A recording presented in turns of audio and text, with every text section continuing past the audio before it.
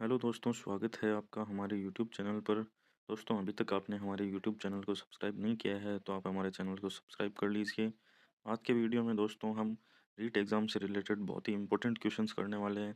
दोस्तों, आज हम रीट भर्ती 2022 का जो प्रीवियस आपका पेपर है वो हम सोल्व करने वाले हैं। दोस्तों, आपको पता है प्रीवियस ईयर क्वेश्चंस करना बहुत ही ज़्यादा इंपॉर्टेंट होता है, क्योंकि कुछ क्वेश्चंस जो होते हैं वो as it is next exam के अंदर रिपीट होते हैं। दोस्तों, बहुत ही जल्द आपका एग्ज़ाम है, तो उसके लिए ये एग्ज़ाम आपका बहुत ही ज़्यादा इम्पोर्टेंट रहने वाला है। दोस्तों, हम L1 का पेपर करने वाले हैं, जो क्लास 1 to 5 के जो प्राइमरी स्कूल टीचर की जो एग्ज़ाम होने वाली है उसके लिए बहुत ही ज़्यादा इम्पोर्टेंट रहने वाला है। चलिए दोस्तों, शुरू करते हैं हम बिना कोई टाइम वेस्ट किए हुए, क्योंकि अभी एग्ज़ाम का समय है, तो बहुत ही ज़्यादा इम्पोर्टेंट समय चल रहा है आपका। दोस्तों, पहला क्वेश्चन है हमारा कि निम्नलिखित में से कौन सी राजस्थान के वनों के वर्गीकरण की श्रेणी नहीं है। दोस्तों, आरक्षित, सुरक्षित और अवर्गीकृत ये तीनों ही प्रशासनिक वर्गीकरण की श्रेणी के अंदर आते हैं, लेकिन जो अनारक्षित वन है ये आपके जो प्रशासनिक वर्गीकरण की जो श्रेणी है उसके अंतर्गत नहीं आते हैं। चलिए दोस्तों, चलते हैं नेक्स्ट क्वेश्चन पर, दूसरे क्वेश्चन पर। दूसरा क्वेश्चन है कि चित्तौड़गढ़ के किले में त्रिभुवन नारायण मंदिर का निर्माता कौन थे। तो दोस्तों, आपके पास ऑप्शंस हैं महाराणा मोक्कल, भोज परमार, महाराणा हरि सिंह, नागभट्ट प्रथम। दोस्तों, साथ ही साथ मैं आपसे एक रिक्वेस्ट करना चाहूँगा कि आप क्वेश्चंस देखने के साथ साथ आप इनके आंसर भी लगाने की कोशिश कीजिए, आप इनके आंसर भी कमेंट करने की कोशिश कीजिए। आपको पता चलेगा कि आपकी तैयारी कितनी सॉलिड है, आपकी तैयारी कैसी है। इससे आप, क्योंकि ये प्रीवियस ईयर क्वेश्चन है आपके, और ये ऐसा ही पेपर आपके आने वाला है, तो इसलिए आपके बहुत इंपॉर्टेंट रहने वाला है। तो आपको इन क्वेश्चंस के जवाब आने चाहिए, तो आप अपनी तैयारी आजमा सकते हैं। आपको आप कमेंट्स के अंदर इनके आंसर दें। तो दूसरा जो क्वेश्चन है दोस्तों, चित्तौड़गढ़ के किले में त्रिभुवन नारायण मंदिर के निर्माता कौन थे, तो इसका सही जवाब होगा दोस्तों आपका भोज परमार। इसके बाद में दोस्तों हम चलते हैं थर्ड क्वेश्चन पर। अपना थर्ड क्वेश्चन है कि राजस्थानी लोक साहित्य री दीठ शू हरजस काई है। तो इसका सही जवाब होने वाला है दोस्तों ऑप्शन नंबर डी, लोक गीत। कि हरजस क्या है, तो हरजस है आपका लोक गीत। फोर्थ क्वेश्चन पर चलते हैं दोस्तों। चंबल नदी बेसिन, सॉरी, चंबल बेसिन की खंड भूमि को कहा जाता है। तो चंबल नदी की खंड भूमि को क्या कहा जाता है। अवनालिकाएं, सेम, चादर दुल्हन, भूमि सर्पण। बहुत ही कम समय के अंदर दोस्तों हम आपके ये कंप्लीट पेपर को सोल्व कर देंगे। तो दोस्तों, इसका सही जवाब होगा ऑप्शन ए, अवनालिकाएं। इसके बाद में दोस्तों नेक्स्ट क्वेश्चन पर हम चलते हैं। नेक्स्ट क्वेश्चन है राजस्थानी में राम कथा रे आधार पर रामायण शिरेनाव शो आख्यान काव्य कुण लिख्यो। किसने लिखा था दोस्तों ये आपका रामायण शिरेनाव शो आख्यान, आखिर किसने लिखा था रामायण के आधार पर राजस्थानी के अंदर पर। दोस्तों, इसका सही जवाब होगा मेहोजी गोतारा। नेक्स्ट क्वेश्चन है दोस्तों आपका कि राजस्थानी में वालर कृषि का प्रकार है। तो कृषि का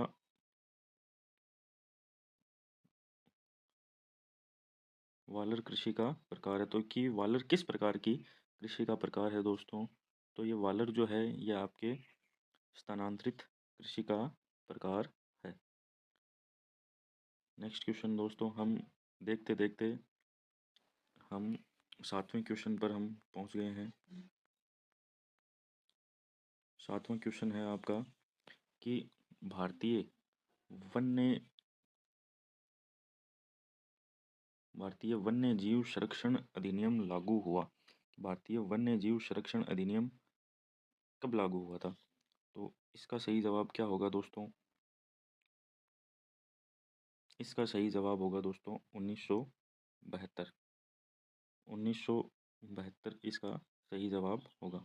अगला क्वेश्चन है राम स्वरूप किसान रो कहानी संग्रहनी है। ये राम स्वरूप किसान रो कहानी संग्रहनी है।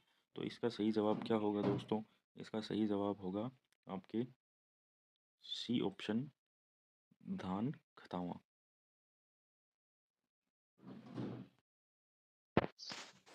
8 क्वेश्चंस तक हम कर चुके हैं दोस्तों। चलते हैं 9वें क्वेश्चन पर। 9वां क्वेश्चन है हमारी सामने कि जहांगीर ने मुगल बादशाह बनने के बाद किस राजपूत शासक के मनसब को कम कर दिया था। तो जहांगीर ने मुगल बादशाह बनने के बाद किस शासक के मनसब को कम कर दिया था दोस्तों? तो इसका सही जवाब होगा मान सिंह। नेक्स्ट क्वेश्चन है, निम्नलिखित में से कौन फड़वाचन से संबंधित है? कि कौन सी जो जनजाति है वो आपके फड़वाचन से संबंधित है? भोपे, कालबेल या बंजारे या सरगड़े? तो इसका सही जवाब होगा दोस्तों भोपे। भोपे आपको पता है फड़वाचन से संबंधित है। नेक्स्ट क्वेश्चन है आपका कि निम्नलिखित में से कौन सी राजस्थान की लोक नाट्य शैली नहीं है? स्वांग, रम्मत, ख्याल, ढाडी? तो आपको पता है कि स्वांग, रम्मत, ख्याल ये राजस्थान की लोक नाट्य शैली से संबंधित है, लेकिन जो आपका सही ऑप्शन है दोस्तों ढाडी, ये राजस्थान की लोक नाट्य शैली नहीं है। अगला क्वेश्चन है आपका 12वां क्वेश्चन की जनगणना 2011 के अनुसार एक व्यक्ति जिसकी आयु 7 वर्ष या अधिक है तथा वह किसी भाषा को समझने के साथ पढ़ व लिख सकता है, वह कहलाता है। तो वह क्या कहलाता है? इसका जवाब हमें देना है। तो जिस व्यक्ति की आयु 7 वर्ष या उससे अधिक है और वो किसी भाषा को पढ़ व लिख सकता है तो उसको कहते हैं साक्षर। अगला क्वेश्चन है कि जसनाती संप्रदायरी प्रधान पीठ खटीने है। तो दोस्तों आप देख सकते हैं कि कुछ ज़्यादा हार्ड क्वेश्चंस भी नहीं आए थे। जसनाती संप्रदाय की प्रधान पीठ खटीने है मतलब कहाँ पर है ये आपको पता होना चाहिए कि जसनाती संप्रदाय की जो प्रधान पीठ है ये आपके कतरियासर गाँव के अंदर है। इसके बाद में दोस्तों चलते हैं हम अगले क्वेश्चन पर, 14 नंबर क्वेश्चन पर।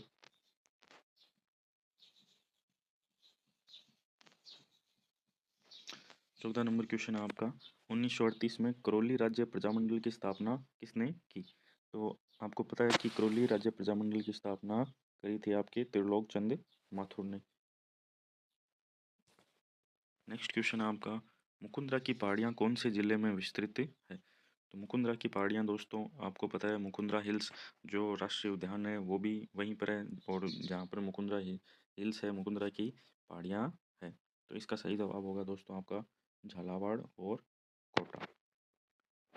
इसके साथ ही आपका 16 नंबर क्वेश्चन कि ट्रेंच कमीशन किस आंदोलन से संबंधित है? कि ट्रेंच कमीशन जो आया था वो किस आंदोलन से संबंधित है? तो इसका सही जवाब होगा आपका बेगू किसान आंदोलन। नेक्स्ट क्वेश्चन है अरावली श्रृंखला का उच्चतम शिखर। ये भी काफ़ी इजी क्वेश्चन है। अरावली पर्वतमाला का उच्चतम जो शिखर है वो आपको पता ही है कौन सा है? A option Guru Shikhar. अगला क्वेश्चन ये भी बहुत इजी क्वेश्चन है एग्जाम के दृष्टिकोण से अगर देखा जाए कि चंद्रभागा पशु मेला कहाँ लगता है? तो चंद्रभागा पशु मेला आपको पता ही है झालरापाटन झालावाड़ के अंदर लगता है। 19 नंबर क्वेश्चन कि बिसल देव रासो ये भांत्रो काव्य है कि ये किस प्रकार का काव्य है, ये हमसे पूछा गया है। तो ये बिसल देव रासो है ये आपका प्रेम काव्य है। इसके बाद में दोस्तों हम चलते हैं 20 नंबर क्वेश्चन पर। 20 नंबर क्वेश्चन है दोस्तों हमारा कि कजली तीज का त्यौहार कहाँ मनाया जाता है?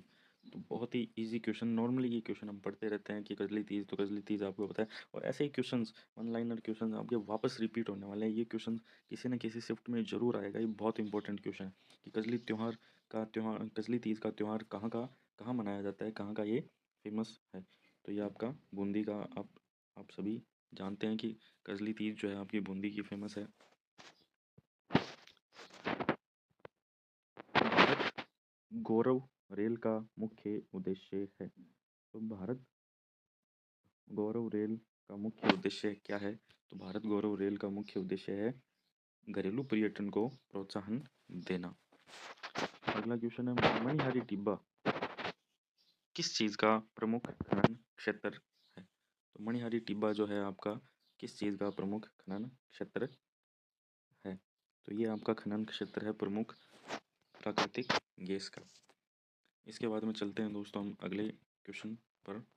महिला चित्रकारों कमला एवं इलायची, बहुत इंपॉर्टेंट क्वेश्चन है दोस्तों। ऐसे ही क्वेश्चंस आपके एग्जाम के अंदर आते हैं दोस्तों। अभी तक हमें 10 मिनट हुए हैं और 10 मिनट के अंदर हम 20 से ज़्यादा क्वेश्चंस कर चुके हैं। इसके आगे के क्वेश्चन हम और भी ज़्यादा अच्छे स्पीड के साथ करेंगे। बहुत कम समय के अंदर हम लगभग 150% कम से कम करने वाले हैं। तो आप हम जुड़े रहिए। वीडियो को अभी तक लाइक नहीं किया तो लाइक कर दीजिए। 23 नंबर क्वेश्चन है हमारा कि महिला चित्रकार, बहुत इंपॉर्टेंट क्वेश्चन, महिला चित्रकार कमला एवं इलायची के नाम किस चित्रकला से संबंधित है? तो आपको पता है कमला एवं इलायची ये दोनों ही आपके नाथ द्वारा शैली की चित्रकला से संबंधित है। इसके बाद में अगला क्वेश्चन आपका कि कृष्णा कुमारी किस राज्य की राजकुमारी थी जिसके विवाह के बाद राजपुताना में राजनीतिक उथल-पुथल उत्पन्न कर दी। कृष्णा कुमारी किस राज्य की राजकुमारी थी जिसके विवाह के बाद राजपुताना में राजनीतिक उथल-पुथल शुरू हो गई थी? तो इसका सही जवाब क्या होगा दोस्तों? इसका सही जवाब होगा आपके बी ऑप्शन, उदयपुर। चलते हैं दोस्तों अगले क्वेश्चन पर। 25 नंबर क्वेश्चन।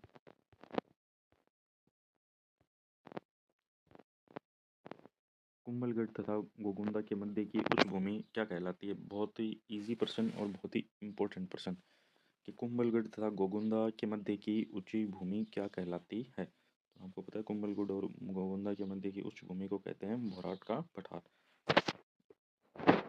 निम्नलिखित में से किस दो लोक देवता को जाहिर पीर के या जाहिर पीर के रूप में जाना जाता है?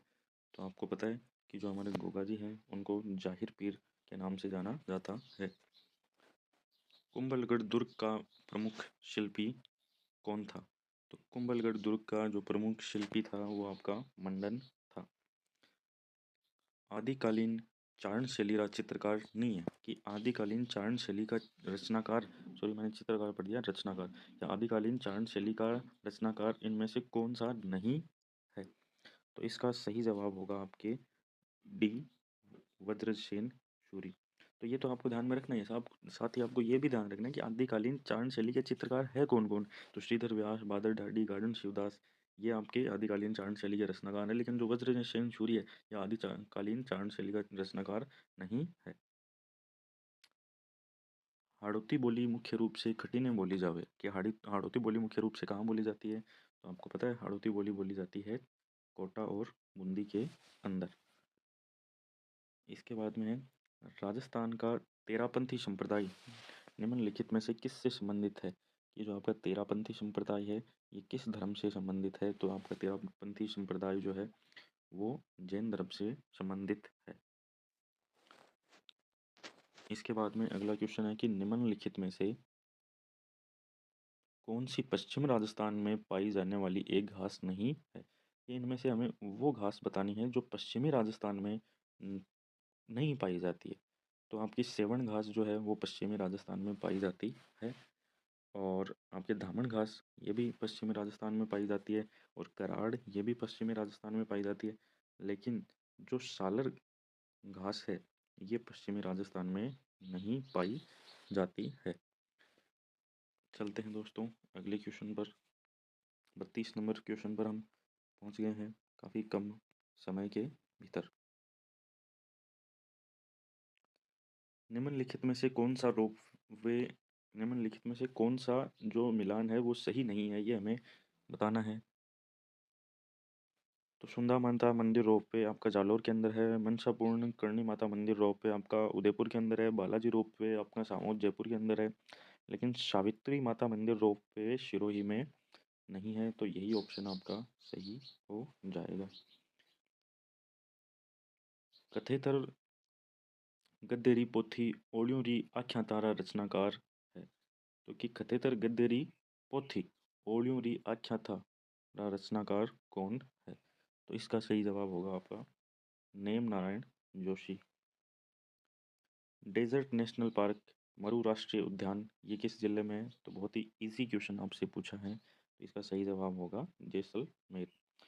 वेली किशन रुक्मणी का रचनाकार कौन है? तो ये भी बहुत इजी क्वेश्चन आपसे पूछ लिया था पिछली बार कि वेली किशन रुक्मणी, और ऐसा ही एग्जाम का पैटर्न इस बार रहने वाला है। इस बार भी इतना ही इजी पेपर आएगा, लेकिन ज़रूरी है आप PYQ सभी लगाएं। PYQ बहुत इंपॉर्टेंट रहने वाले। आपका जो 80% जो क्वेश्चन होते हैं वो पिछले किसी न किसी एग्जाम में आए हुए होते हैं, वही क्वेश्चन वापस आपके रिपीट होते हैं। तो वेली किशन रुक्मणी के रचनाकार कौन है? और साथ ही साथ इन क्वेश्चन के आप कमेंट करते रहिए, क्योंकि जब हम कोई चीज़ लिखते हैं तो हमारे दिमाग में वो स्टोर हो जाती है, ज़्यादा लंबे समय तक हमें याद रहती है। तो वेली किशन रुक्मणी के रचनाकार हैं आपके पृथ्वीराज राठौड़।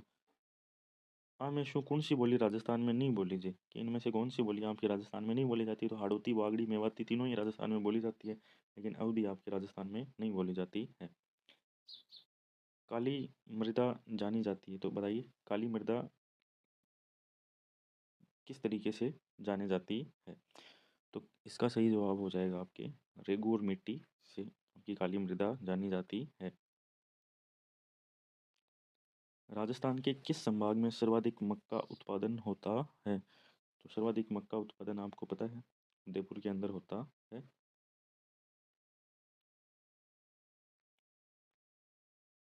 अगला क्वेश्चन है, किला प्रेमी सावंत सिंह किस प्रांत के शासक थे? तो सावंत सिंह आपके किशनगढ़ के किला प्रेमी शासक थे। राजस्थान राज्य वन नीति, ये क्वेश्चन बहुत इंपॉर्टेंट क्वेश्चन है कि राजस्थान राज्य वन नीति कब लागू हुई थी? तो यह आपकी लागू हुई थी 2010 के अंदर। स्त्रियां बोरला आभूषण शरीर के किस भाग पर पहनती है? तो बोरला आभूषण पहना जाता है आपके सिर पर। अगला क्वेश्चन है, बनास नदी का उद्गम स्थल कौन सा है? करौली की पहाड़ियाँ, नाग पहाड़, बैराट पहाड़ियाँ या खमनोर की पहाड़ियाँ? तो बताइए कि बनास नदी का उद्गम स्थल कौन सा है? तो बनास नदी का उद्गम स्थल है खमनोर की, सॉरी, खमनोर की पहाड़ियाँ। आगे आपसे पूछा है बरखान क्या है? तो बरखान आप सभी को पता है कि बरखान क्या है। तो बरखान क्या है? बरखान है रेत के टीले। अगला आपसे पूछा है कि रखड़ी और टोटी क्या है? तो बहुत ही सिंपल सिंपल क्वेश्चंस, लेकिन ऐसे क्वेश्चन इस बार आपसे हो सकता है ऐसे पूछ ले कि बोरला क्या है? तो बोरला क्या है?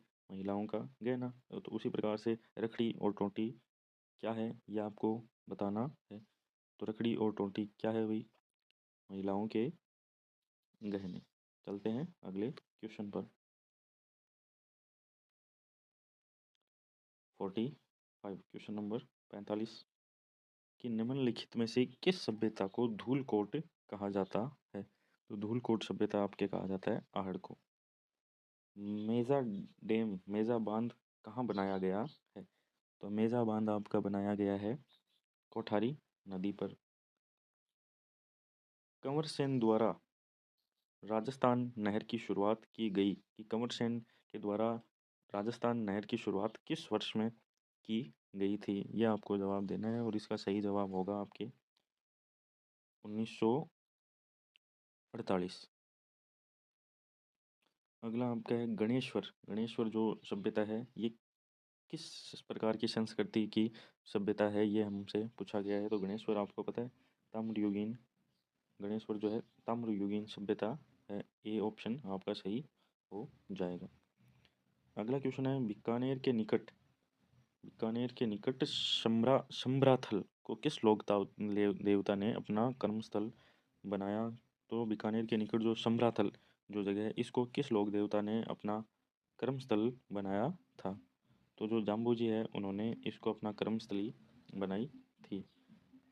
मारवाड़ की पन्नाधाय किसे कहा जाता है? तो मारवाड़ की पन्नाधाय ये आपको पता होना चाहिए, मारवाड़ की पन्नाधाय कहा जाता है ए नंबर ऑप्शन गोराधाय को मारवाड़ की पन्नाधाय कहा जाता है। राजस्थान में प्रथम जेंडर बजट किस वर्ष में प्रस्तुत किया था गया था? राजस्थान में प्रथम जो जेंडर बजट है ये आपका वर्ष 2012-13 के अंदर प्रस्तुत किया गया था।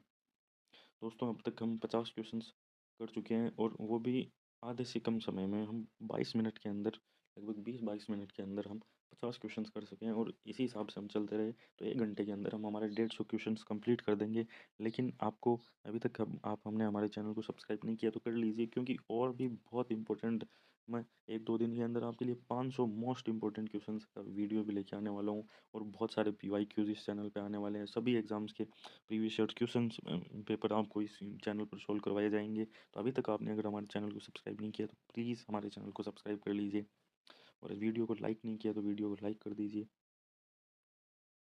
अगला क्वेश्चन है कि राजस्थान में पुरातत्व एवं संग्रहालय विभाग का गठन कब हुआ? तो राजस्थान में पुरातत्व एवं संग्रहालय विभाग का गठन हुआ था 1950 के अंदर। शैक्षिक अनुप्रयोग में विषय वस्तु किस प्रकार की होनी चाहिए? तो शैक्षिक अनुप्रयोग में विषय वस्तु होनी चाहिए सरल से जटिल की शुरुआत आपकी सरल से होनी चाहिए।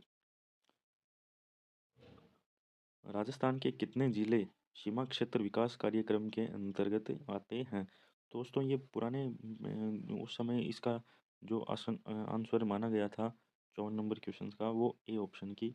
जो राजस्थान के कितने जिले सीमा क्षेत्र विकास कार्यक्रम के अंतर्गत आते हैं, क्योंकि उस समय 4 ही जिले जो आपके थे वो सीमावर्ती जिल जिले विकास कार्यक्रम के अंतर्गत आते थे।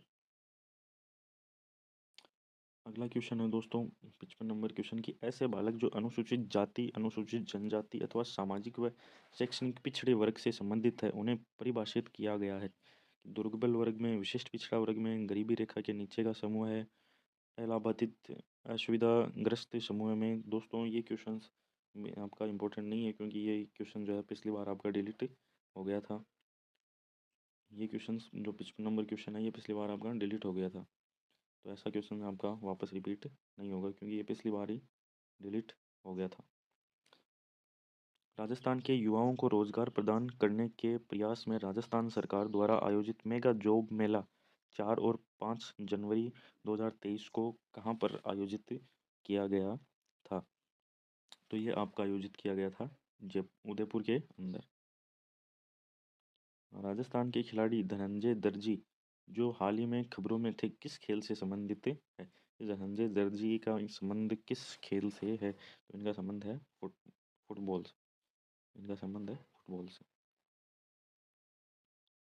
अगला क्वेश्चन है सरसों अनुसंधान निदेशालय स्थित है, तो सरसों अनुसंधान निदेशालय आपका कहाँ पर स्थित है?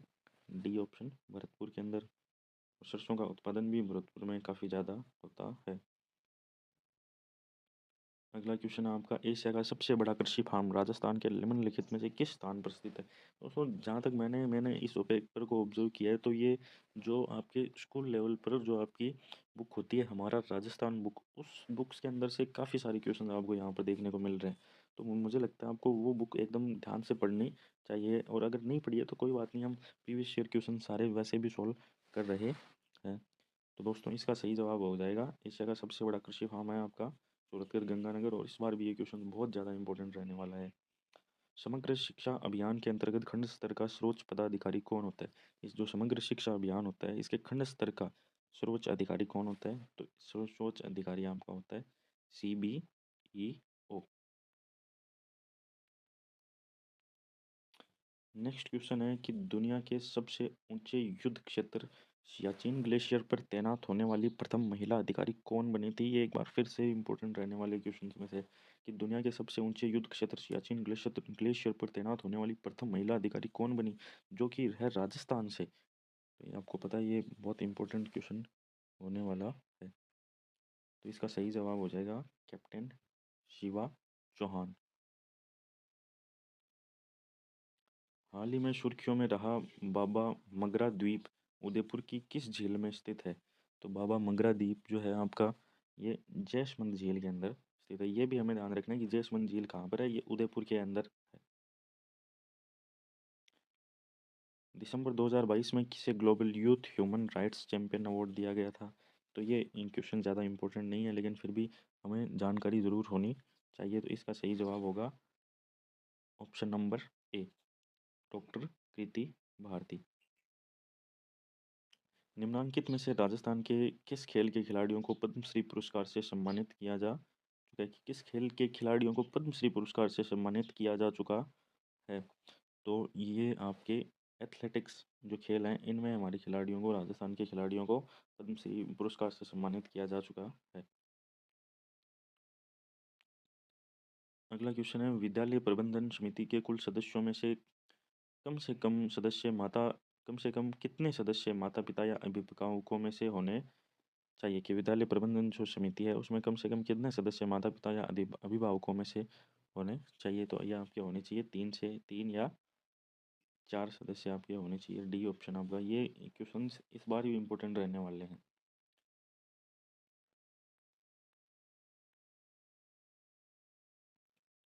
राजस्थान में मिशन निर्यातक बनो को किस वर्ष शुरू किया गया था? किस वर्ष आरंभ किया गया था? तो ये आपका आरंभ किया गया था 29 जुलाई 2021 को आपका शुरू किया गया था। अगला क्वेश्चन है कि जोधपुर में राष्ट्रीय पादप आनुवंशिक संसाधन ब्यूरो की प्रादेशिक केंद्र कब स्थापित किया गया था? तो जोधपुर में राष्ट्रीय पादप आनुवंशिक संसाधन ब्यूरो को प्रादेशिक केंद्र कब स्थापित किया गया था? तो इसका सही जवाब आपका होगा ए ऑप्शन 1965 के अंदर आपका स्थापित किया गया था। सांस्कृतिक संस्थान भारतीय लोक कला मंडल, ये आपको पता है भारतीय लोक कला मंडल विजयदान देथा का भी इसके अंदर योगदान रहा है।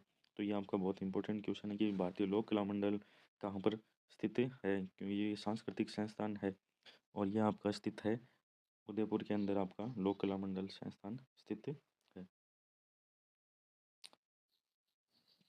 टोक्यो पैरालंपिक्स 2020 में अवनी लेखरा द्वारा कितने पदक जीते गए थे? तो अवनी लेखरा ने जो 2020 में टोक्यो ओलंपिक्स हुए थे उसके अंदर 2 पदक जीते थे। राजीव गांधी डिजिटल योजना किस वर्ष शुरू हुई? तो राजीव गांधी डिजिटल योजना जो है आपकी 2013-14 के अंदर शुरू हुई थी। तो ये दोस्तों आपको पता है इतना पुराना क्वेश्चन पिछली बार भी पूछा गया था, तो इस बार भी ये ऐसे क्वेश्चन पूछे जा सकते हैं। आप ऐसा नहीं सोच सकते कि 2013-14 की योजना है तो अब नहीं पूछी जा सकती, पूछी जा सकती है। क्योंकि देखो आप पहले भी ये 2022 का क्वेश्चन पेपर है, लेकिन 2013-14 के बारे में भी पूछा गया है, तो हमें हर चीज़ के बारे में जो प्रीवियस ईयर क्वेश्चंस है उनको तो हमें छोड़ना बिल्कुल ही नहीं है।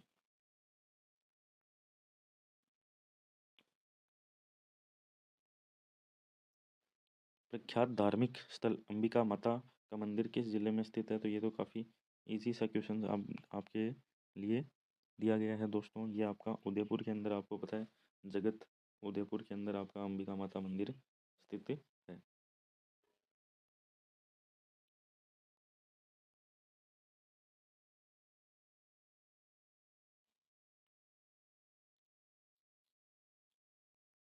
ओस्ट्रा हिंद 22 का आयोजन स्थल कहाँ था? ओस्ट्रा हिंद 22 का आयोजन स्थल था आपके ऑप्शन नंबर बी महाजन फील्ड फायरिंग रेंज बीकानेर में। राजस्थान राज्य का आधिकारिक नृत्य, ये आप सभी को पता है, राजस्थान राज्य का आधिकारिक नृत्य घूमर है। अगला क्वेश्चन है राजस्थान के अर्जुन लाल जाट ने टोक्यो ओलंपिक 2020 में किस स्पर्धा में भाग लिया था? तो ऐसे इतने टफ क्वेश्चंस भी आपसे पूछे जा सकते हैं, इजी क्वेश्चंस के साथ कुछ टफ क्वेश्चंस भी आ सकते हैं। ऐसे क्वेश्चन से घबराना नहीं है, ऐसे क्वेश्चन अगर हमें नहीं आते हैं तो ऐसे क्वेश्चन कुछ क्वेश्चन छोड़ने भी होते हैं। सारे क्वेश्चंस अगर अटेम्प्ट करेंगे जो हमें नहीं आते हैं तो उसमें माइनस मार्किंग का भी नुकसान होता है, आपको पता है। तो ये जो अर्जुन लाल जाट है ये नौकायान से संबंधित थे।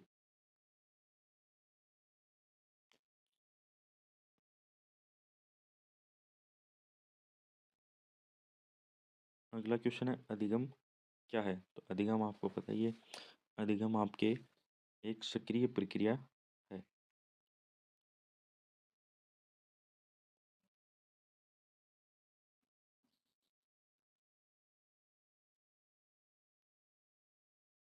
अगला क्वेश्चन 76 क्वेश्चन आपका राजीव गांधी फिनटेक डिजिटल संस्थान कहाँ स्थापित किया जा रहा है? कि राजीव गांधी डिजिटल जो फिनटेक है ये आपका कहाँ स्थापित किया जा रहा है?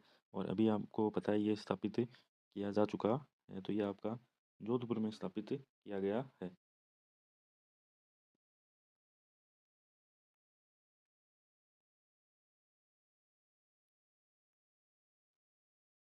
Rajasthan RTE right to education अधिनियम में कितने भाग एवं धाराएं हैं? तो राजस्थान जो आरटीई है अधिनियम है इसके अंदर आपके 10 तो भाग है और आपकी 29 धाराएं हैं। भारत का प्रथम डिजिटल आर्काइव राजस्थान में किस स्थान पर, ये आपका बहुत इंपॉर्टेंट क्वेश्चन है कि राजस्थान का प्रथम डिजिटल आर्काइव राजस्थान के किस स्थान पर स्थित है? तो इसका सही जवाब है आपके बीकानेर। निशुल्क और अनिवार्य शिक्षा अभियान 2009 किस वर्ष के या किस आयु वर्ग के बालकों को निशुल्क और अनिवार्य शिक्षा को सुनिश्चित करता है? कि निशुल्क और अनिवार्य शिक्षा अधिनियम 2009 है, ये किस उम्र के बालकों को निशुल्क और अनिवार्य शिक्षा को सुनिश्चित करता है? इसका हमें सही जवाब देना है, इसका सही जवाब होगा आपके 6 से 14 वर्ष। इसके बाद में आपको पता है बहुत ही इंपॉर्टेंट क्वेश्चन जल जीवन मिशन से संबंधित आपका बहुत इंपॉर्टेंट क्वेश्चन है। जल जीवन मिशन सरकार का एक महत्वपूर्ण कार्यक्रम है जिसका उद्देश्य हर ग्रामीण घर में खालिस्तान तक के नल उप जल जीवन मिशन का क्या उद्देश्य है, किस वर्ष तक जो है हर घर तक के नल उपलब्ध करवाना है। तो इसका 2024 तक ये जीवन मिशन का लक्ष्य था कि हर घर तक नल होना चाहिए। अगला क्वेश्चन है, अजय सिंह शेखावत का संबंध किस खेल से है। तो अजय सिंह शेखावत जी का जो संबंध है वो वेट लिफ्टिंग, जो जिसे हिंदी में कहते हैं भारोत्तोलन, इस खेल से इनका संबंध है।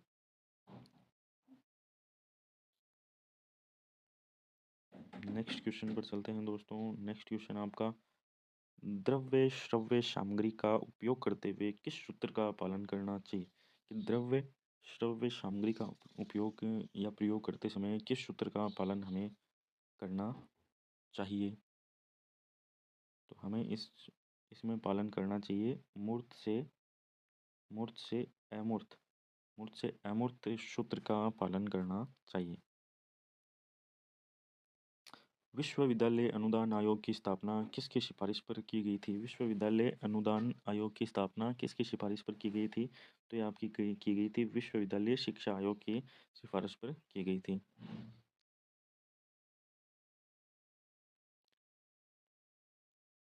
अगर एक उच्च प्राथमिक विद्यालय में कुल 130 विद्यार्थी नामांकित है तब सरकार द्वारा उस विद्यालय में कितने अध्यापकों के स्वीकृत पद होंगे। कि एक उच्च प्राथमिक विद्यालय है, उसमें अगर 130 विद्यार्थी हैं तो उनके हिसाब से उस विद्यालय में कितने जो टीचर्स हैं वो अध्यापक हैं वो होने चाहिए। तो आपके 5 अध्यापक जो है 130 विद्यार्थियों पर होने चाहिए, ये आपको ध्यान में होनी चाहिए बात। अगला क्वेश्चन है, बीबी जरीना का मकबरा कहाँ पर स्थित है। तो बीबी जरीना का जो मकबरा है ये आपके स्थित है धौलपुर के अंदर। क्वेश्चन नंबर 86 है आपका, निम्नलिखित में से कौन सा वन्य जीव जालोर जिले का शुभंकर है। ये शुभंकर से आपको पता होना चाहिए, अलग अलग जिलों के अलग अलग शुभंकर हो सकता है, इस बार भी किसी एक जिले का आपसे शुभंकर पूछ लिया जाए। तो हमें पिछले एग्जाम के अंदर पूछा गया था कि जालोर जिले का शुभंकर क्या है। तो जालोर का शुभंकर है भालू, जिसे हम अपनी लोकल लैंग्वेज में रीछ भी कहते हैं।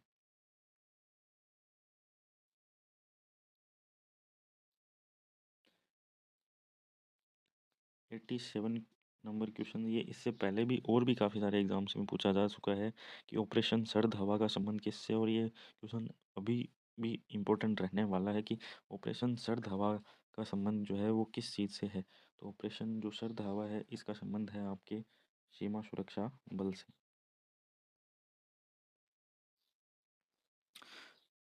Question number 88 number question, RSIC Rajasthan लघु उद्योग निगम लिमिटेड को किस वर्ष पब्लिक लिमिटेड कंपनी का दर्जा दिया गया।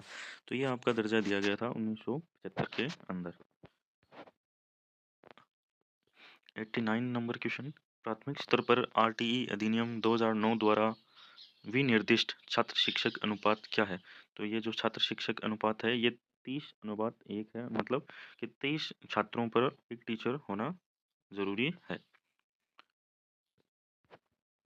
Question number 90, the study of administration के लेखक कौन है। तो द स्टडी ऑफ एडमिनिस्ट्रेशन काफ़ी इंपॉर्टेंट बुक है, इसके लेखक हैं आपके वुड्रो विल्सन, ये आपके लेखक हैं।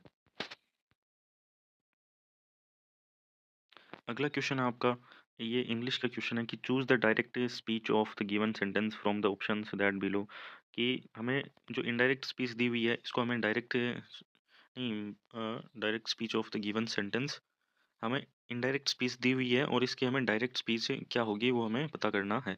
तो she ask them if they were ready for the event, तो इसका सही जवाब हो जाएगा आपके C option, she said to them.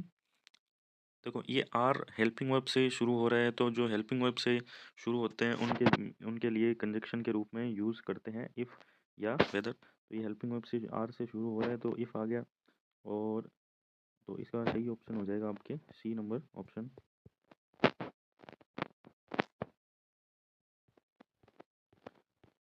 Question number 92, निम्नलिखित में से कौन सा भौतिक परिवर्तन है। Mg मैग्नीशियम के तार का हवा में जलना, या फिर गर्म करने पर प्लेटिनम तार का चमकना, अम्लीकृत जल का विद्युत अपघटन, चूने के पानी में CO2 कार्बन डाइऑक्साइड प्रवाहित करना। तो हमें ये बताना है कि इनमें से भौतिक परिवर्तन कौन सा है।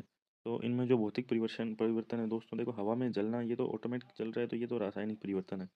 अम्लीकृत जल का विद्युत अपघटन, ये भी आपका रासायनिक परिवर्तन है, ये भी रासायनिक परिवर्तन है, ये भी रासायनिक परिवर्तन है। और चूने के पानी में CO2 प्रवाहित करना, ये भी रासायनिक। लेकिन जो ये आपका ऑप्शन है कि गर्म करने पर क्योंकि हम अपनी तरफ से हीट दे रहे हैं, तो ये आपका भौतिक परिवर्तन है, फिजिकल चेंज है। 93। एटलस पर्वत कहाँ है? तो एटलस पर्वत जो है आपका, ये किस महाद्वीप के अंदर है? तो एटलस पर्वत है आपका अफ्रीका महाद्वीप के अंदर एटलस पर्वत है। 94। हिंदी का क्वेश्चन है कि निम्नलिखित में से कौन सा शब्द जातिवाचक संज्ञा नहीं है? तो पुस्तक जो है ये आपका जातिवाचक संज्ञा है। और पहाड़ भी आपका, पुस्तक सभी पुस्तकों की बात करता है, पहाड़ सभी पहाड़ों की बात करता है।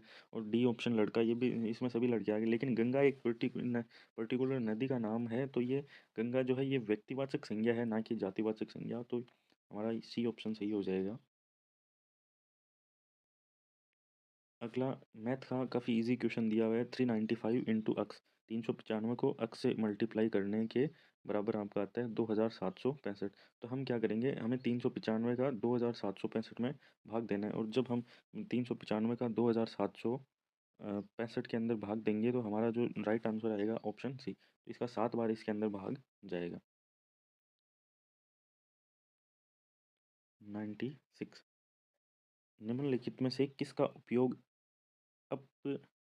किसका उपयोग अपचयोपचय अनुमापन रेडॉक्स अनुमापन में प्राथमिक मानक के रूप में किया जाता है? इसका हमें सही जवाब देना है। ये क्वेश्चन दोस्तों पिछली बार डिलीट हो गया था, तो ये क्वेश्चन हमें ध्यान में नहीं रखना है। Question number 97। राज्य में संसदीय सचिव को शपथ कौन दिलाता है? कि राज्य में जो संसदीय सचिव होता है उसको शपथ कौन दिलाता है? तो संसदीय सचिव को अपनी शपथ दिलाते हैं मुख्यमंत्री।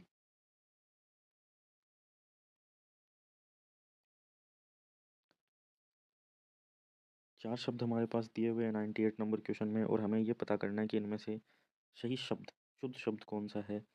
तो इनमें से आपका शुद्ध शब्द है 98 में अभिज्ञ। अभिज्ञ शब्द इस तरीके से आपका लिखा जाता है, ना कि बाकी 3 तरीके से। अगला क्वेश्चन आपका मैथ से रिलेटेड क्वेश्चन है कि संलग्न आरती में ए बी जो है, ये जो ए बी है ये आपका इस सी डी के समांतर है। तो हमें एक्स का मान पता करना है। तो समांतर है तो दोस्तों ये 20 डिग्री है। तो 99 क्वेश्चन ये आपका 20 डिग्री है। तो आपको ये पता होना चाहिए, देखो ये एंगल, क्योंकि ये समांतर रेखाएं हैं, और समांतर रेखा तो ये जो 20 डिग्री है, तो ये फिर इनका योग जो 120 डिग्री होगा दोनों का। तो ये आपका एक्स जो है ये 100 डिग्री आ जाएगा, बट डी ऑप्शन राइट हो जाएगा। 100 नंबर क्वेश्चन, निम्नलिखित में से किस वाक्य में सकर्मक क्रिया नहीं है? तो सकर्मक क्रिया किस में नहीं है? रमा हस्ती है। इसमें आपका दोस्तों डायरेक्ट जो है वर्ब का यूज़ है, इसके अंदर कर्म का यूज़ नहीं है। बाकी सब में जैसे नौकर पानी भरता है, तो इसमें पानी कर्म है, इसमें फुटबॉल कर्म है, इसमें फल कर्म है, लेकिन इसमें कोई भी कर्म नहीं है। सीधा हंसती हुई दिया हुआ है, तो यहाँ पर कोई भी ऑब्जेक्ट है, कोई भी कर्म नहीं है, तो ये सकर्मक क्रिया नहीं है, बाकी सब सकर्मक क्रिया है। मीराबाई का जन्म कहाँ हुआ था? ये बहुत इंपॉर्टेंट क्वेश्चन है, बहुत सारे एग्जाम्स के अंदर ये क्वेश्चन आता है। तो हमें बताना मीराबाई का जन्म आपको पता है कुर्की ग्राम में हुआ था। निम्नलिखित में से कौन राजस्थान से पहले व्यक्ति थे जिन्होंने मूल संविधान पर हस्ताक्षर किए थे? तो हमें उन व्यक्ति के बारे में बताना है जो राजस्थान के पहले व्यक्ति थे जिन्होंने मूल संविधान पर हस्ताक्षर किए थे। तो ये थे आपके बलवंत सिंह मेहता साहब।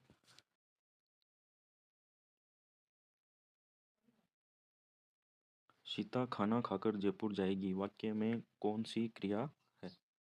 तो इसमें आपको देखो खाकर खाकर पीकर कुछ करके फिर उसके बाद में आगे 2 काम इस तरीके से दिए हो, सीता खाना खाकर जयपुर जाएगी, राम पानी पीकर क्रिकेट खेलेगा, ऐसे अगर वाक्य दिए हैं तो ये आपके आते हैं पूर्वकालिक क्रिया के अंदर।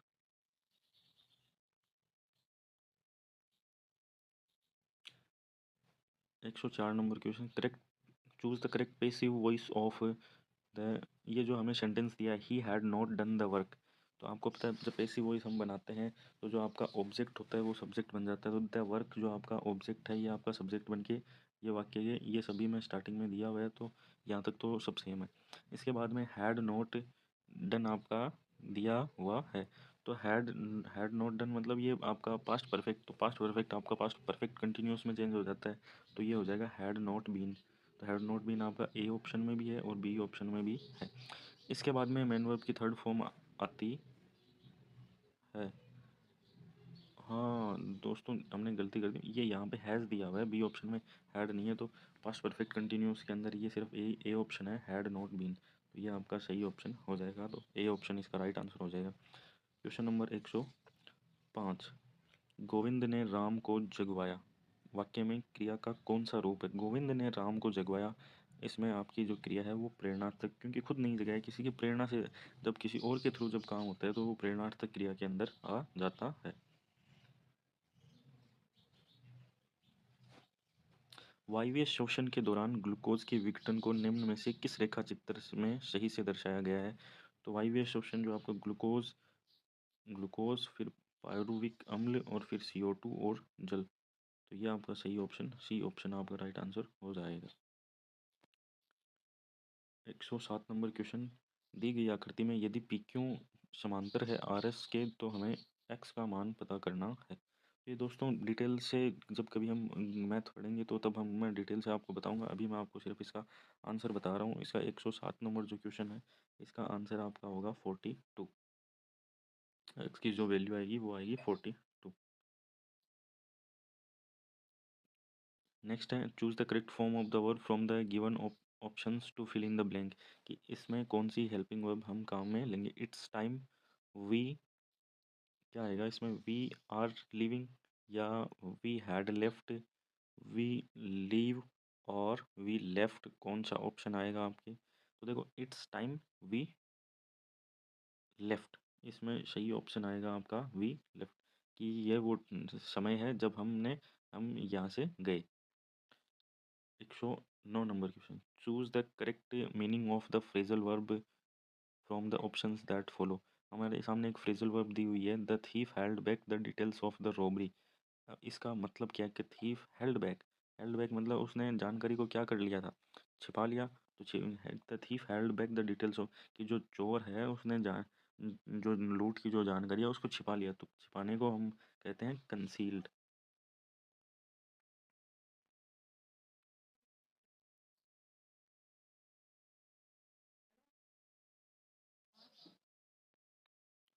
दोस्तों क्वेश्चन नंबर 110 है आपका, कि निम्न में से कौन सा संगठन राजस्थान राज्य के कारीगरों को उनके उत्पाद के विपणन की सुविधा प्रदान करता है?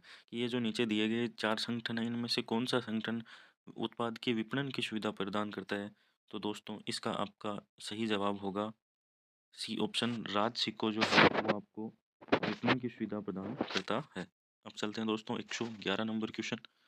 111 नंबर क्वेश्चन है, यदि किसी पिंड पर कार्यरत बल शून्य है तो उसका संवेग कितना होगा? यदि किसी पिंड पर कार्यरत जो बल है वो यदि शून्य है, कि जो बल है वो शून्य है, तो आपका संवेग कितना होगा? तो इस संवेग आपका होगा दोस्तों नियत रहेगा, संवेग में कोई भी चेंज नहीं आएगा। इसके बाद में दोस्तों 112 नंबर क्वेश्चन है, 80 के निकटतम अभाज्य संख्या क्या है? तो 80 के निकटतम जो अभाज्य संख्या है वो है आपकी 79। आप दोस्तों जो निकटतम है वो हमें बतानी है। तो दोस्तों 81 तो आपको पता है अभाज्य संख्या है नहीं, क्योंकि 81 के अंदर तो आपका डिविजिबल नंबर है, और जो निकटतम है वो हम तो फिर वो है 79। 113 नंबर क्वेश्चन अगला है दोस्तों, ये क्वेश्चन इम्पोर्टेंट नहीं है 113 नंबर क्वेश्चन, क्योंकि ये पिछले बार ये क्वेश्चन डिलीट हो गया था, तो ये क्वेश्चन हमें ध्यान में नहीं रखना है। चलते हैं दोस्तों नेक्स्ट क्वेश्चन पर। नेक्स्ट क्वेश्चन है, रुधिर में उपस्थित प्रतिस्पंदक जो कि प्रोथ्रोम्बिन के सक्रियण को रोकता है, रक्त में उपस्थित प्रतिस्पंदक जो कि प्रोथ्रोम्बिन के सक्रियण को रोकता है, वो क्या है? इसका जवाब हमें देना है। ये क्वेश्चन बहुत ही इंपॉर्टेंट क्वेश्चन है दोस्तों, बाहर के एग्जाम के लिए भी ये बहुत ही है ये हिपेरिन प्रोथ्रोम्बिन के सक्रियण को इसको एक्टिव होने से इसको रोकता है। 115 नंबर क्वेश्चन है कि रेखिक युग्म, काफ़ी इससे सिंपल सवाल तो शायद हो ही नहीं सकता कि रेखिक युग्म के कोणों का योग कितना होता है। तो आपको पता है दोस्तों, रेखिक युग्म मतलब एक सीधी रेखा का जो एंगल होता है, कोण होता है, वो कितना होता है? 180 डिग्री। चलते हैं दोस्तों अगले क्वेश्चन 116 नंबर क्वेश्चन पर।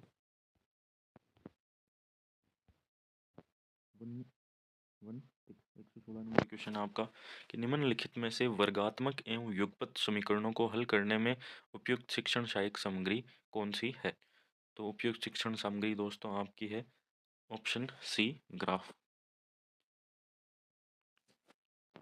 117 नंबर क्वेश्चन है आपकी कक्षा के विद्यार्थियों का गणित के प्रति नकारात्मक दृष्टिकोण है, कि आपके जो क्लास के अंदर जो स्टूडेंट्स हैं उनका गणित के प्रति नकारात्मक दृष्टिकोण है, तो आप इसको दूर करने के लिए क्या करेंगे? तो इसका सही जवाब हमें दोस्तों, ये शिक्षण वीडियो से संबंधित ये सवाल है, इसका सही जवाब होगा कि हम शिक्षण वीडियो में सुधार करेंगे। इसके अलावा अगला 118 नंबर क्वेश्चन है दोस्तों कि इनमें से कौन सी सामाजिक परिस्थिति मानव जीवन को प्रभावित करती है? कि मानव जीवन को प्रभावित करने वाली इनमें से कौन सी परिस्थिति है? शासन व्यवस्था या कृषि या वनस्पति या धार्मिक स्थान? तो दोस्तों आपको पता है इनमें से जो मानव जीवन को प्रभावित करने वाली जो चीज़ है वो है धार्मिक स्थान। वनस्पति से जो सामाजिक परिस्थितियां हैं, कृषि, शासन व्यवस्था, ये उतनी ज़्यादा प्रभावित नहीं करती है। जो समाज मानव को जो प्रभावित करती है वो धार्मिक स्थान। इसके बाद में दोस्तों 119 नंबर क्वेश्चन, हमें सही विकल्प का चयन करना है 119 नंबर क्वेश्चन में। तो इनमें से मानदंड संबंधित मूल्यांकन में निर्देशन के दौरान परीक्षण का उपयोग किया जाता है, ये योगात्मक मूल्यांकन नहीं दोस्तों, ये आपका सही विकल्प नहीं है। ये ये गलत कथन है। दूसरा है मानक संबंधित मूल्यांकन में निर्देशन के दौरान परीक्षण का उपयोग किया जाता है, संरचनात्मक मूल्यांकन, ये भी आपका गलत है। मानदंड संबंधित मूल्यांकन में निर्देशन के अंत में परीक्षण का उपयोग किया जाता है, संरचनात्मक मूल्यांकन, ये भी आपका गलत कथन है। मानक संबंधित मूल्यांकन में निर्देशन के अंत में परीक्षण का उपयोग किया जाता है और ये योगात्मक मूल्यांकन, ये आपका डी ऑप्शन एकदम सही हो जाएगा दोस्तों। चलते हैं अगले क्वेश्चन पर।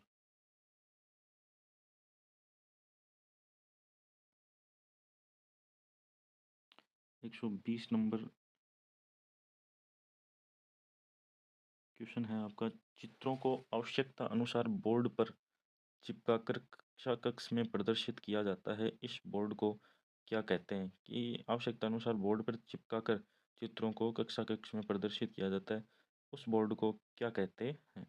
तो उस बोर्ड को कहते हैं दोस्तों फ्लालेन बोर्ड।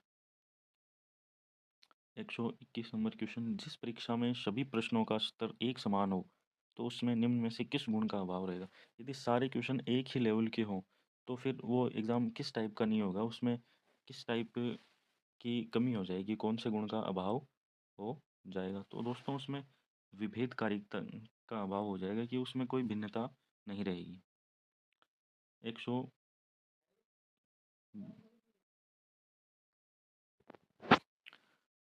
क्वेश्चन नंबर 22 जो है आपका कि स्पीच मस्ट प्रीसीड किस प्रकार से? तो स्पीच जो है वो रीडिंग होना चाहिए, राइटिंग पढ़ाई और लिखाई। रीडिंग मतलब पढ़ाई और राइटिंग मतलब लिखाई। 123 नंबर क्वेश्चन है कि विद्यार्थियों के अधिगम के कमजोर क्षेत्रों की पहचान करने के लिए किस प्रकार का परीक्षण सहायक है? विद्यार्थियों के जो अधिगम के कमजोर क्षेत्र है उनको पहचानने के लिए किस प्रकार का परीक्षण या टेस्ट जो है वो सहायक है, हेल्पफुल है? तो इसका सही जवाब होगा निदानात्मक परीक्षण। नेक्स्ट क्वेश्चन है, इनमें से कौन सा प्रकरण परिचर्या विधि द्वारा पढ़ाने हेतु उपयुक्त नहीं है? कि परीक्षण विधि द्वारा इनमें से कौन सा जो है पढ़ाने के लिए सही नहीं है, उसका हमें बताना है। तो इसका परीक्षण परिचर्या विधि द्वारा पढ़ाने के लिए अनुकूल कौन सा नहीं है? सौरमंडल आपका अनुकूल नहीं है। 125 नंबर क्वेश्चन, ड्रेकोली विधि कौन से विद्यार्थियों के लिए प्रयोग में ली जाती है? कि जो टीचिंग मेथड्स है उनमें ये ड्रेकोली मेथड,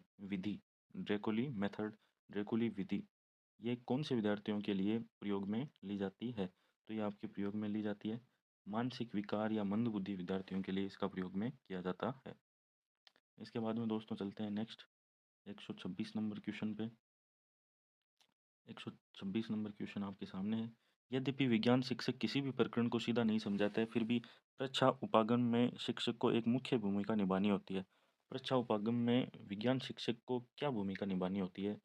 तो परीक्षा उपागम में विज्ञान शिक्षक को एक मार्गदर्शक एवं अनुदेशक की भूमिका निभानी होती है। इनमें से कौन सा कागज फ्लेनल बोर्ड के पीछे चिपका रहता है? तो कि जो फ्लेनल बोर्ड है उसके पीछे कौन सा कागज चिपका रहता है, तो ये हमें बताना है। तो जो रेगमाल कागज होता है दोस्तों वो इसके पीछे चिपका रहता है।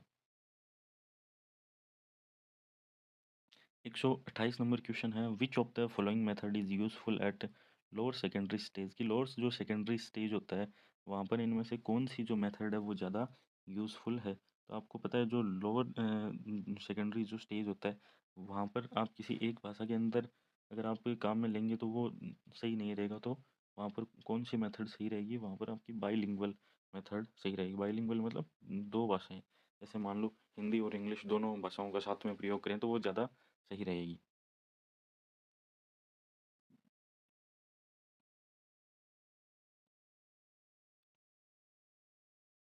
129 नंबर क्वेश्चन है आपका।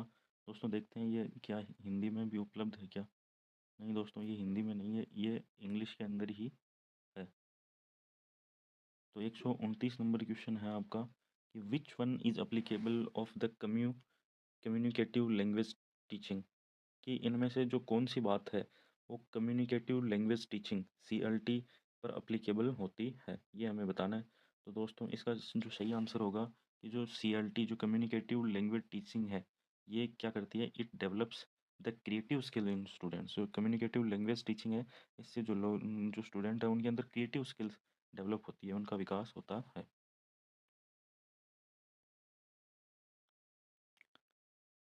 130 नंबर क्वेश्चन, एक परीक्षक बोर्ड परीक्षा में निबंधात्मक प्रश्नों की जांच हेतु अंकन योजना का उपयोग करता है। परीक्षक छात्र द्वारा दिए गए उत्तर की विशेषताओं की तुलना अंकन कुंजी में दिए गए उत्तर की विशेषताओं से करने के बाद अंक प्रदान करता है। परीक्षक द्वारा यहाँ पर किस मापन विधि का आपके प्रयोग किया गया है? तो यहाँ पर परीक्षक के द्वारा बिंदु विधि का प्रयोग किया गया है। विद्यालय पाठ्यक्रम के विषयों के शिक्षण एवं अधिगम में खोज उपागम के उपयोग को लोकप्रिय बनाने का श्रेय किसको दिया जाता है? तो खोज उपागम के उपयोग को लोकप्रिय बनाने का जो आपका श्रेय है ये दिया जाता है जेरोम ब्रूनर को दिया जाता है। अगला है आपके निम्नलिखित में से कौन सा कथन रचनावाद उपागम के संदर्भ में सही नहीं है? ये जो रचनावाद नहीं सॉरी जो 132 नंबर क्वेश्चन है आपका कि निम्नलिखित में से कौन सा कथन आपका रचनावाद उपागम के संदर्भ में सही नहीं है? तो दोस्तों रचनावाद जो उपागम है उससे संबंधित आपका सही कथन कौन सा नहीं है? तो ये आपका 132 नंबर क्वेश्चन। इसमें आप देखिए दोस्तों, रचनावाद अपने स्वयं के प्रयासों या ज्ञान के स्वरचना के माध्यम से ज्ञान प्राप्त करने की प्रक्रिया पर ध्यान केंद्रित करता है। तो ये तो आपका बिल्कुल भी सही जवाब नहीं है, क्योंकि ये तो एकदम सही बात है और हमें ढूंढना है कि सही नहीं है। तो ये तो एकदम सही है, इसलिए ये तो अपना आंसर नहीं होगा। दूसरा बी ऑप्शन है कि रचनावाद में ज्ञानार्जन की प्रक्रिया के स्थान पर उससे प्राप्त परिणामों को सीधे ही विद्यार्थी के मस्तिष्क में भरने का प्रयास किया जाता है। तो ये बात क्या आपकी बिल्कुल गलत है और ये हमें यही पूछा गया है कि कौन सी बात सही नहीं है। तो ये बात सही नहीं है। इसके बाद चलते हैं दोस्तों नेक्स्ट क्वेश्चन पर।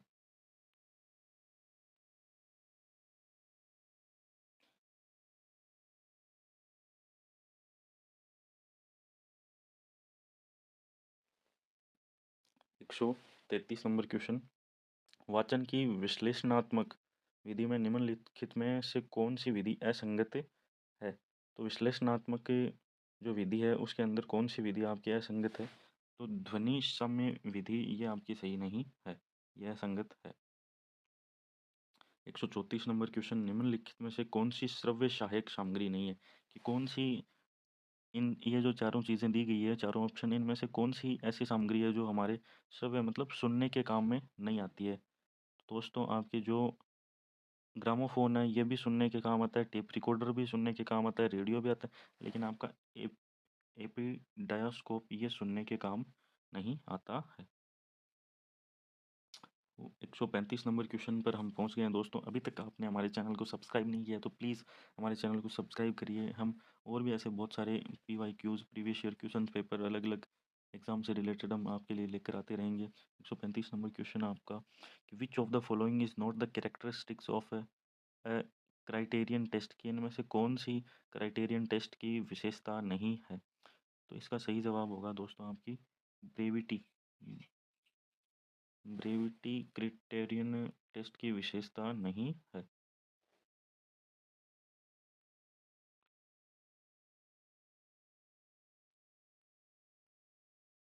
नेक्स्ट क्वेश्चन है आपका, निम्नलिखित में से कौन सा परीक्षण भाटिया बैटरी प्रदर्शन परीक्षण का भाग नहीं है? तो आपका वस्तु समनुक्रम परीक्षण ये भाटिया बैटरी प्रदर्शन परीक्षण का भाग नहीं है। अगला क्वेश्चन है, रिधिमा ध्यान की कमी से पीड़ित है और वह शिशु जैसे व्यवहार को प्रत्यावर्तित करती है, कि इसके अंदर ध्यान की कमी है और ये शिशु जैसे व्यवहार को प्रत्यावर्तित करती है, तो यह किस प्रकार का समायोजन तंत्र है? तो यह आपका प्रतिगमन समायोजन तंत्र है। जन्म के समय एक नवजात का सिर अपने शरीर की कुल लंबाई के कितने प्रतिशत रहता है? कि जन्म के समय एक जो नवजात होता है उसका सिर जो होता है वो अपने शरीर के कुल लंबाई का कितना प्रतिशत होता है? तो ये जो शिशु होता है उसका जो सिर की लंबाई उसके शरीर के हिसाब से 25% होती है।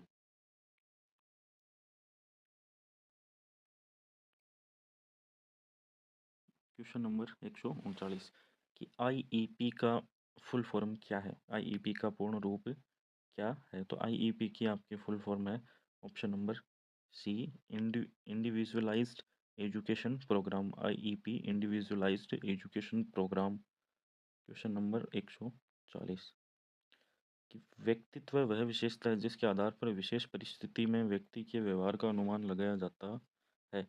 किसने व्याख्यायित किया है? ये जो बात है, व्यक्तित्व वह विशेषता है जिसके आधार पर विशेष परिस्थिति में व्यक्ति के व्यवहार का अनुमान लगाया जाता है, यह कथन किसके द्वारा कहा गया है? तो यह कथन जो है आपके केटल के द्वारा व्याख्यायित किया गया है।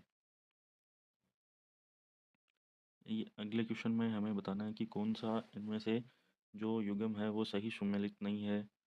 तो आपका ये आपका कॉलर चिंपैंजी ये आपका सही सुमेलित है, ये भी आपका सही सुमेलित है, ये भी आपका सही, ये सही सुमेलित नहीं है। तो इसका आंसर हो जाएगा आपका सी ऑप्शन, इसका सही आंसर हो जाएगा। 142 नंबर क्वेश्चन के निम्न में से कौन सा वाक्य शैक्षिक मनोविज्ञान की प्रकृति के लिए सही नहीं है?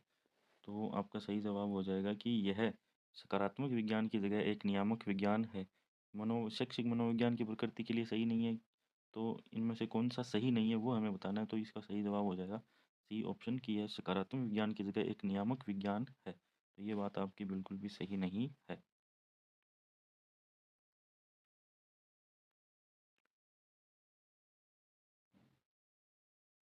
143 नंबर क्वेश्चन कि बच्चों में व्यक्तिक भिन्नता का क्या कारण है? तो बच्चों में व्यक्तिक भिन्नता का कारण वंशानुक्रम व वातावरण दोनों ही इसके भिन्नता के कारण है। एक शिक्षक ने देखा कि रानी को सही वर्तनी लिखने में परेशानी है। एक शिक्षक ने देखा कि रानी को सही वर्तनी लिखने में परेशानी है। बड़े व छोटे अक्षरों का भेद नहीं कर पाती, वह अक्षर बनाने में परेशानी आती है, तो उसे कौन सी विकलांगता है? तो रानी को कौन सी विकलांगता है? इसे डिसग्राफिया की विकलांगता है, क्योंकि उसे छोटे बड़े अक्षरों का भेद नहीं है। 145 नंबर क्वेश्चन पर हम पहुंच गए हैं दोस्तों। इसके बाद में हमारे सिर्फ 5 क्वेश्चन बचेंगे। आप कमेंट करके हमें बताना कि आपके कितने क्वेश्चन सही हो रहे हैं, आपकी तैयारी कैसी है, आपके अंदर कितना कॉन्फिडेंस है। बाकी मेरी तरफ से आप सभी दोस्तों को all the best. 145 number question हम देख रहे हैं कि किसके अनुसार अधिगम के अंतर्गत वातावरणीय आवश्यकताओं की पूर्ति के लिए व्यवहार में आए समस्त परिमार्जन समाहित रहते हैं। तो इसका सही जवाब होगा आपके कि गार्डनर मर्फी के अनुसार। 146 नंबर क्वेश्चन है अपना, LUMI किस चीज़ का, किस प्रकार के कंप्यूटर का आपका उदाहरण है? कि LUMI किस प्रकार के कंप्यूटर का उदाहरण है? तो LUMI सुपर कंप्यूटर का उदाहरण है। LUI सुपर कंप्यूटर का उदाहरण है। 147 नंबर क्वेश्चन के अंदर हम आ गए हैं। MS वर्ड में कंट्रोल प्लस इक्वल, ये इस की का प्रयोग किस चीज़ के लिए किया जाता है? तो MS वर्ड में कंट्रोल प्लस इक्वल की का उपयोग किया जाता है सबस्क्रिप्ट के लिए। 148 नंबर क्वेश्चन, रेडियो तरंगे किस प्रकार के संचार का उदाहरण है? तो रेडियो तरंगे आपके बेतार संचार के उदाहरण है, क्योंकि इन रेडियो तरंगों के अंदर जो संचार होता है इसके अंदर किसी प्रकार के तार का प्रयोग नहीं किया जाता। इसके बाद में दोस्तों ये आपका 149 नंबर क्वेश्चन और 150 नंबर क्वेश्चन, ये दोनों ही क्वेश्चन पिछली बार आपके एग्ज़ाम के अंदर डिलीट हो गए थे। ये दोनों ही क्वेश्चन को बोर्ड ने पिछली बार गलत माना था। तो दोस्तों मैंने आपके सामने पेश किया 150 क्वेश्चन। आपको कैसी क्लास लगी? आप और भी क्लास चाहते हैं तो कमेंट करके बताएं। आपको जिस भी एग्ज़ाम से रिलेटेड किसी भी टाइप के PYQ या जो भी आपको इम्पोर्टेंट क्लास चाहिए उसके लिए आप कमेंट कर सकते हैं। धन्यवाद दोस्तों। जय हिंद, जय भारत।